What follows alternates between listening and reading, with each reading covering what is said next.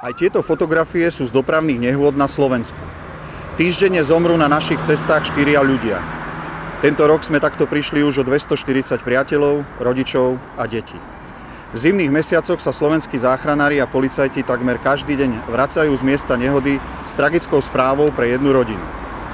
Tieto zábery vám nemajú ponúknuť príjemný pohľad, ale vznikli na tých istých cestách, na ktorých vozíte deti do školy, po ktorých jazdíte zo zamestnania či za priateľmi.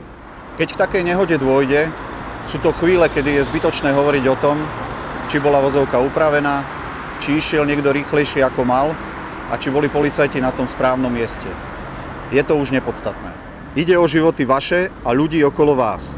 Tak buďte prosím opatrní a spomalte. Nech za chyby neplatíme životmi.